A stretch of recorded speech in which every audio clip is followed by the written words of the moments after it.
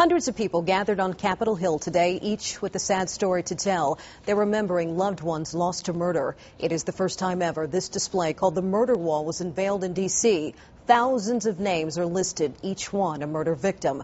Fox 5's Matt Ackland has the story. I miss her phone calls on my birthday. This was a woman who taught me how to tie my shoes. Jeff Dion was just a teenager when his older sister Paulette was murdered by a serial killer in Atlanta. When my sister was murdered, I didn't learn the details of how she was murdered until I read it in the newspaper. Jeff has dedicated his life to his sister and other victims of murder.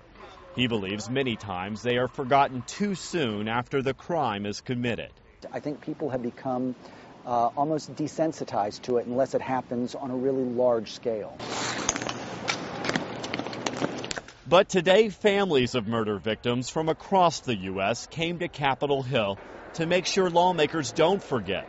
They brought pictures, wore special T-shirts, and to be certain their message was clear, they displayed what is called the Murder Wall on the Hill for the first time. 3,400 names, including Paulette's. The wall, I think, cries out to our society of our need to stop the violence. Most certainly when you see all these names and the ages, how can you not wonder how come we can't lower the crime rate?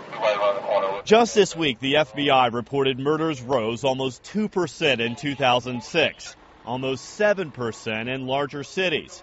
That's unacceptable for these people from all walks of life who share one common bond here on these walls. The situation were reversed. I know she would be out there doing the exact same thing for me that I'm doing for her, to keep her memory alive and to make sure that she didn't die in vain.